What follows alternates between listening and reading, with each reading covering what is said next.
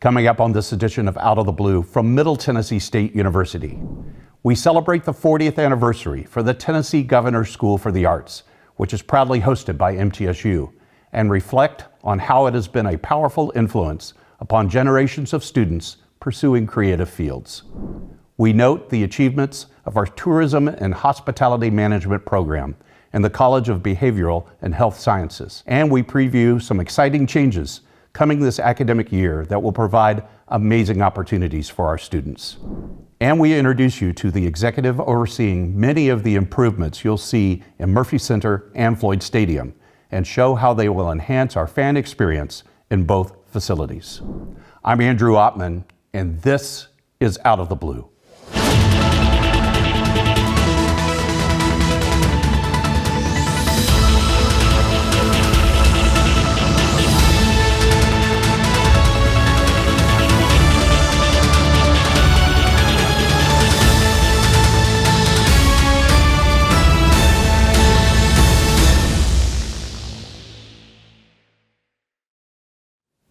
Welcome to Out of the Blue. I'm Andrew Ottman. MTSU celebrated the 40th anniversary of the Tennessee Governor's School for the Arts this summer, a 3-week on-campus intensive that invites more than 300 students to focus on honing their artistic skills in a variety of mediums. Joining us to tell us about this amazing program is School Director Kate Goodwin, an associate professor in MTSU's Department of Theater and Dance. Kate, welcome back to Out of the Blue. Thank you. I'm really glad to be here. We're here to celebrate a fantastic anniversary. Let's talk about the 40th anniversary of the Governor's School for the Arts. Yep. So 2025 is our 40th anniversary. The Governor's School started as one of 3 when it was the vision of Lamar Alexander. And that 1985 summer was the School for the Arts here at MTSU, and Humanities at UT Martin, and Sciences at UTK. And so since then, we've been going strong. There was 1 year that we missed because all of the funding got cut across the state, but it came back. And so this is our 40th, so we're excited that we got to celebrate all of the alumni and all of the events and the students that are here and planning for the future, and so it was really exciting. It is a remarkable program. I've got a personal stake in it. My daughter Rachel, a graduate of the Governor's School for the Arts. What I think is really remarkable about this, not only for MTSU but for higher education in general, is that it provides that first opportunity for many of them to see themselves on a college campus. Absolutely. And actually do some of the things that they're thinking about studying. Talk about the importance of that. Oh my goodness.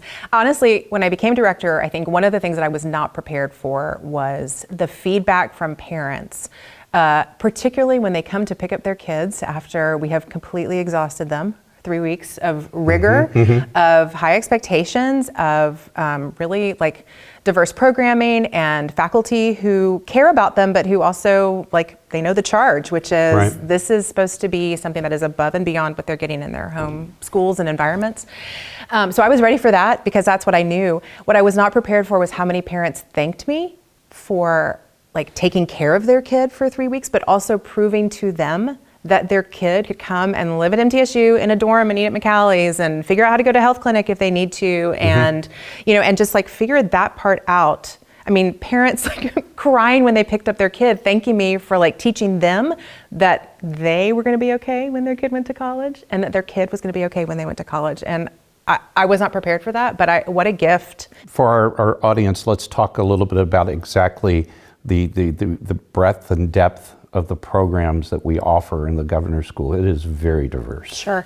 I really run 5 mini schools. I mean, that's the truth. When I talk to my colleagues at the other Governor's schools, we're so big, and I think sometimes they don't quite understand until I say, yes, but I have a film school and a visual arts school that has 10 different studios within that. I have a theater school that is doing design, technology, and is doing performance with a musical theater component baked into that. I have music, which is vocal and instrumental, all of them. And then I have dance, who is doing ballet and contemporary and bringing in a lot of guest artists to sort of round that out. So there are 5 schools that are happening at once on our campus. And they're all chaired by experts in their field. So my job is really to sort of bring the right people together and make sure they have the resources. And I love showing off MTSU's campus because I've got friends who are coming in and colleagues who are coming in who are having a chance to work with us on campus. And so it's great. Kate, you and I very recently were at a very special event at the Tennessee Performing Arts Center.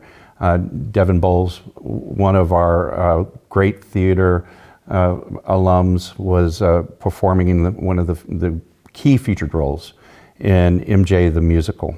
And he told this amazing, touching story about how being selected for governor's school caused all of these wonderful things to happen in his life. Can you share that just real fast, what he said? I will. And I love it because Devin is from Jackson, which is where I'm from too. So outstanding. I know, so I feel very connected. Devin was a governor's school student, and somebody suggested it to him. He was a football player in Jackson, but he could sing, and he moved well, and I think had an opportunity to do a play in a way that he was unfamiliar with. And somebody suggested that he audition for governor's school, and he told the story of coming to the audition here on campus and meeting Jeff Gibson, who at the time was the chair of the theater program and the chair of the governor's school theater program, and having an interview, his first interview there, is kind of a screening interview with him.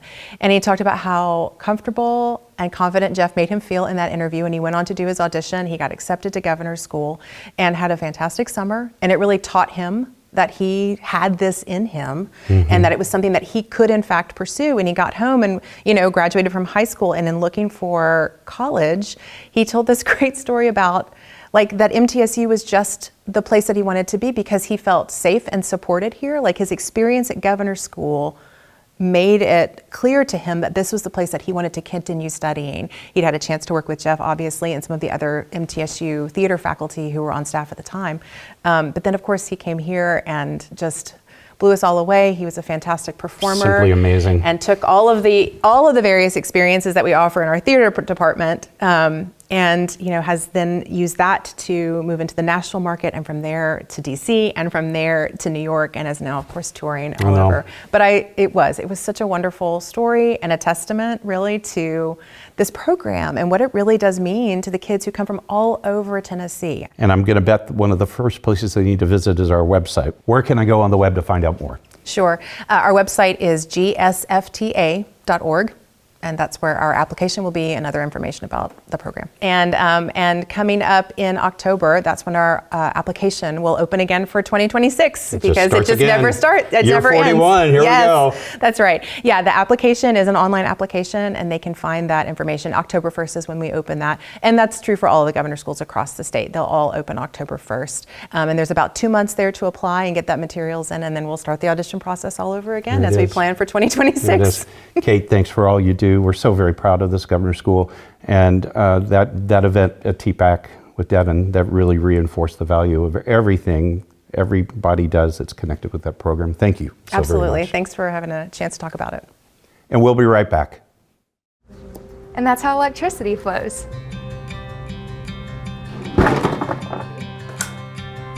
Hey, Mom! Don't break it, don't break it. It's just one thing. Thank you. Wow, this looks amazing. This is the electric robot I made all by myself.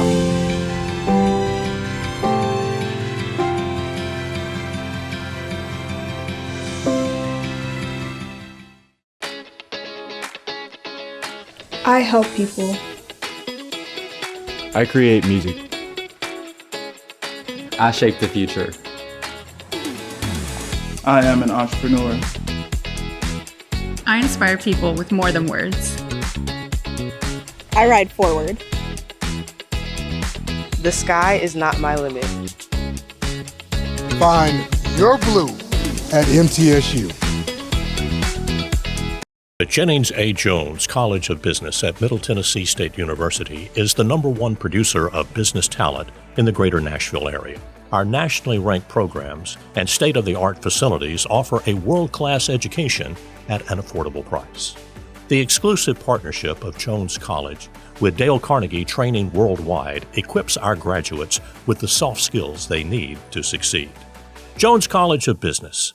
It delivers an education for the real world.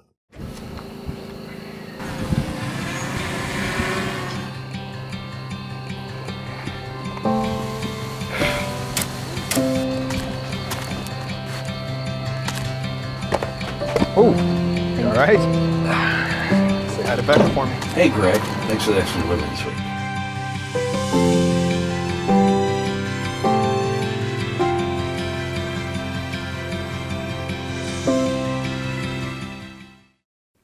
Welcome back to Out of the Blue. I'm Andrew Ottman.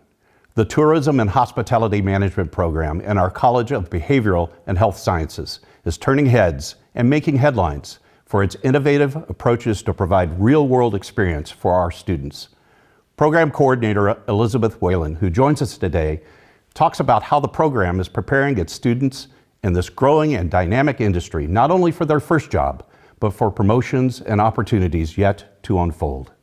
Elizabeth, welcome to the program. Thanks so much for having me. First time on Out of the Blue. It is. And we've got a lot to talk about. We were talking before the camera started to roll about how amazing the Tourism and Hospitality Management program is at MTSU. It is headline making, it is so innovative, but let's just assume there may be a couple people who have not heard about this program. For our audience, tell us about what you offer and why it is really top of the line and the skills that we're teaching our students. Fantastic. And I would love to take all of the credit for how amazing we are, but a lot of that really comes to our connection to the industry here. Nashville, Tennessee is one of these top growing tourism destinations really in the US, not just locally in the Southeast region. And for that reason, we have so many amazing connections. But what this degree does is it's basically, I like to call it a specialized service business degree. So you're going to learn a lot of the business theory. You're going to get a business minor from our amazing business colleagues over at the Jones College. But then we go beyond that and look at the service-based business. So you are focusing on the intangible product, the experience, you're designing it. And we do everything from marketing and accounting and finance and HR and management to all the event planning and the tourism services and destination marketing and all of those things in between. So I like to tell my students, if you want to go get a job right now in this industry, you can go get one right now, today. You don't need me for that. What we're going to provide is a job 5 to 10 years from now. This is a career. It is a sustainable long-term career. It's high paying, it's exciting. We're in the industry of having fun. So there's a lot of fun moments and you get to see things from start to finish, the total fruition of that. This is about leadership development. This is about professionalism. It's about strategic planning. It's about really making a better life for yourself, for your family, and for everyone else around you. And so you get to be a part of making a better community for anyone who's coming in contact with you. And so we get to instill that in every single class we do. And we're just, one I'm teaching right now is called Food and Beverage Tourism. And we get to talk about how across the world food connects people. And how do we get those tourism destinations to connect and bring people in, and then how do we run those operations from a hospitality standpoint? And so we go above and beyond all of those things that you might think of when you just walk in the door and you don't realize how many parts are connected to everything you're doing in tourism and hospitality. And it's so fun to hear you talk about this. And obviously, when you become a graduate of this program, you've not just studied the concepts of this work, you've actually rolled up your sleeves and gotten down to business. Exactly. Why is that important? So one of the key things about this industry is that you can't manage people doing a job that you haven't done or at least experienced in some way. When I was first starting out, I did some housekeeping, and believe me, I cleaned a lot of toilets. But I did it for a short period of time, right? Because it doesn't take you that long to figure out what that process looks like and to really experience it. And then we're moving you on to the next thing. And that's how you're advancing very quickly, because when you come out of this program, everyone knows you have at least 600 work hours. Most of our students will work much more than that. And then our students are graduating into management positions. I had a student, she graduated, she was 22, she was already a regional manager for Salsaritas in the entire Southeast Tennessee region at 22. So she's making more money than I'm making. She has this incredible career, and it's because throughout, that's always in the back of your mind. I'm working, I'm getting that experience, and I'm partnering with all the classroom material, the theory development, and how do I make it better? How do I make every job I do better so I'm ready for the next job? And so that's all intertwined in the experience that they're getting here. First accredited program in the Yes. state of Tennessee. We're very proud of that. Yes. It also reflects in some of the things you've got planned for the summer and fall of 2025. You've got some expansion, some integration, and more visibility. Talk a little bit about that. So one of the things that we're doing is we're doing these mentorship programs. We're connecting our students directly to the industry partners where they get a one-on-one experience with mentors. We are also having our students go to GovCon, which is the Tennessee Governor's Conference in Hospitality and Tourism. It happens every year. Our students have now started an ambassador program. We helped design that with the team of TNHTA, the Hospitality and Tourism Association here, and they have partnered with us and many of the great institutions here in the state to bring students in as ambassadors and start getting those experience and hands-on networking, getting people out of the classroom. I think during the pandemic, we all kind of shrunk a little bit, and now we're showing we get big again, and this industry is very small. And oh, you're interested in being a tourist blogger and you want to go and make murals? Guess what? I have a contact for you. And so we're really starting to get out there, get ourselves recognized, get on that stage. We're starting to have students plan events, have student organizations. So we're getting really beyond the classroom at this point. Can't let you go without talking about the big thing. President McPhee, it seems like I see you in his remarks and everything he's talking about your great program because we are about to engage in a public-private partnership that is going to result in a showpiece construction project on this campus. Talk about that. Yeah, so everyone wants to know about the hotel. The hotel. I like to say I'm the prettiest girl on campus right now. I get a lot of invitations. But really what the hotel is, there are so many valuable elements of this hotel, and not just for us in tourism and hospitality. Of course, we're the direct correlation to that. But, you know, I was looking at the end of last semester at the interior architecture students who were doing their capstone project on designing a hotel. They're involved in that. We look at concrete management. What is the hotel going to look like, and how is it developed, and how is it processed and built? Nutrition, how are we doing menu planning? Agriculture, getting into having the creamery and having a cream-based food and beverage outlet within the hotel itself. So there are a lot of ways to get connected to our academic programs on campus.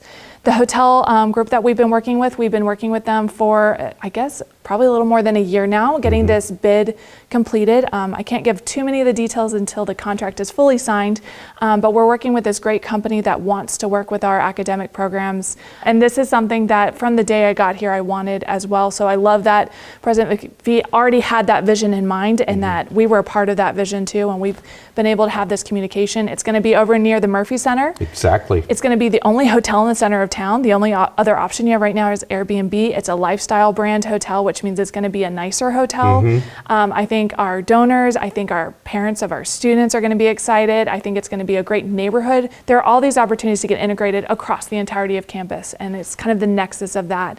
And to have this public partnership, it means that the university isn't fronting the money. The money is actually coming from the private organization, and then we are just being able to partner with them in all those experiences for our students. It's going to be incredible, and this segment is going to get folks to say, where do I find out more about your program? Where do I direct them on the web?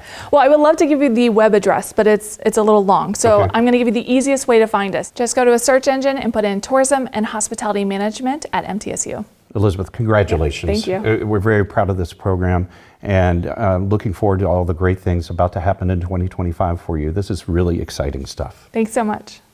And we'll be right back.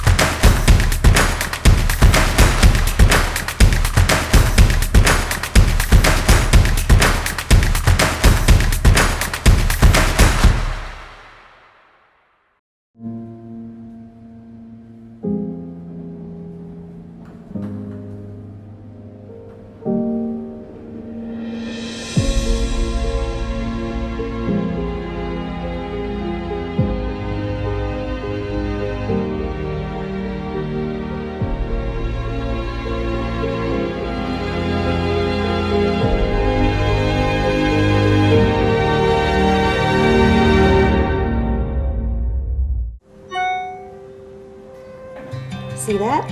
Go slow. I see it.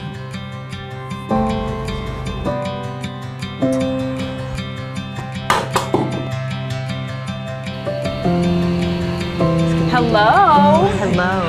You are looking good today. Well, thank you. I think it's time we take this off, don't you think? Absolutely.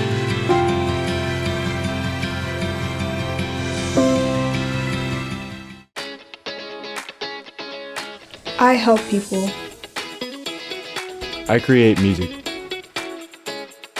I shape the future. I am an entrepreneur. I inspire people with more than words. I ride forward. The sky is not my limit. Find your blue at MTSU. Welcome back to Out of the Blue. I'm Andrew Ottman. Assistant Athletics Director Nathan Wallach, a proud MTSU graduate, is the executive who is overseeing many of the improvements you'll see in Murphy Center and Floyd Stadium. He joins us to talk about how they will enhance our fan experience in both facilities. Nathan, welcome to the show. Thank you. We got a lot to talk about. First of all, I want to talk about how proud I am of all the great work that you've done. We are going to cover a lot of it in rapid fire order, but I've got to start with the latest wow, is that brand new control room, video control, super control room that is now on the concourse of Murphy Center, and it is fantastic. Talk about your vision for that project and what it's going to achieve. The vision for the project was to kind of just update our control center and to get everything up to today's standards. We were operating on a room that was designed and built in 2007. About the size of this desk. Pretty much, it felt like it, so it was time to finally make the jump and do it the right way. We wanted to keep doors open for students. We were having trouble getting students to come in and help us because the gear was just not what the industry standards were. So we reached out to Take One Film and Video at Hendersonville, Tennessee. A lot of middle grads are employed there. They're a great AV integrator that we had a prior relationship with, and started the conversation of what can we do. So we got together and started working on the gear list, and Ross is kind of the industry standard right now for sports production. So that was our baseline. We pretty much have all Ross components. And then once we laid out all of our gear needs, we were trying to identify space. And that was a big issue. I mean, it took us weeks and weeks of looking at spaces. Who can we move? Who can we not move? What space might be available? And then I kind of got the idea and approached to Chris about using one of our concession stands. And it was kind of the right size footprint. So we went up there and we looked at it and started brainstorming to some ideas and realized we just need to add a little bit of space and enclose it. And we also wanted it to be a recruiting tool for both our student athletes and potential students to the university. So we put some windows in there, and it's right there on the concourse for everybody to see. What I love about what you did in this project is you've created this state-of-the-art environment for these students to learn how to do great work that's going to get them jobs. Walk me through also why you needed this high-powered mission control, because of some great additions that came around in Murphy Center and Floyd Stadium, right? We were able to kind of hide our older equipment because we had older LED also. And when we started getting the funds, and we're able to upgrade the LED a lot sooner than the control room. Well, then it kind of became really obvious our gear was a little outdated and antiquated. So because of the great additions on video boards in both Murphy Center and Floyd Stadium in the last 2 years, we really needed the control room to be up to the standard also. It's got to meet. It's got to meet, because you're talking these boards, Nathan, they're huge, right? I mean, they're huge. Not only are they tall, they're wide. And you've got the ability to do so many different things that we've never been able to do before. Before, God love it, we had a great screen. It lasted us for a long time. I'm not trying to be disparaging about it, but now it's just night and day difference, right? Having all LED really opens up the creative space for so many events. Not just on the sports side and the ad panels and the game stats and everything that we need, but now that we're looking at Murphy Center to be a concert venue again, and being able to do picture-in-picture stuff and side-by-sides and do multiple windows that are still big enough to be able to see all the content that you want, it really opens the door for anybody to come in and want to make their dreams a reality. We could talk all day about Murphy Center, but we didn't even mention the new sound system, which debuted at commencement, which we're very excited about. But you've also got a project that is going to be coming to fruition at the end of this month at Floyd Stadium. Talk about the new Student Athlete Performance Center. It's a $66 million, 85,000 square feet facility, 3 stories, that is going to house our entire football operations. It's going to have a brand new state-of-the-art weight room for all of our student athletes, which is about 3.5 times the size of what we were working with. Then football locker room and football equipment room kind of round out the first floor. Second floor is all football operations. All of our coaches' offices will be out there. Our team meeting rooms, our position meeting rooms, their support staff will be out there. And then the third floor is going to be a multi-purpose space for our teams to have meals in there, and then on game days to be a premium space for our fans. But it is going to completely rejuvenate our athletic department and alleviate some of the pressures of the Murphy Center, so that way other programs have the ability to grow in there. Before we go, I want you to tell folks about your story, because we talked about before the show started that you graduated from MTSU, and a guy named Kermit Davis gave you an opportunity, and here you are now assistant athletics director with this huge portfolio. How did you ever see that day coming when you walked on the campus? I did not. I've got to give a lot of praise to both Coach Davis and Dr. Jubenville for getting me into the athletic space. I wasn't really sure what I wanted to do after my undergrad, and I met Dr. Jubenville through a roommate in college, and he said, well, what about going to grad school? He got me in the program, and he's like, let me introduce you to Coach Davis. I got to sit down with Coach Davis and kind of explain my background in video and production, and that I wanted to be in operations. I thought, that's kind of how my mind worked. And he had just hired a new director of basketball operations that wasn't much of a video guy. So he's like, you come in and teach him video, and he can show you operations, and we'll figure out what happens there. So again, kind of taking advantage of opportunities that were presented to me as a student here, and working hard and everything. And it morphed into athletic communications internship after grad school. And then I was fortunate enough that they created a full-time position for me within that office. I've seen a lot of incredible victories here with women's basketball and football and baseball, and a lot of really fun, amazing things, and it just kind of naturally progressed. It was kind of time to transition to the next level, and got a great opportunity to get on the operations side under Daryl Simpson, and started doing game ops and everything, and it just kind of has progressed ever since. A lot of doors were open for me because I was a student, and I see the power and the potential of somebody just opening a door. Well, go blue. Go blue. And this does wrap up this edition of Out of the Blue. A reminder, you can find news about the campus 24 hours a day by going to our website, mtsunews.com. You can also find additional special content on our social media platforms, X, LinkedIn, Facebook, and Instagram. True Blue TV is available on most streaming services and our app. Broadcasting from the Center for Educational Media, I'm Andrew Ottman. Stay safe, stay on course, and remain true blue.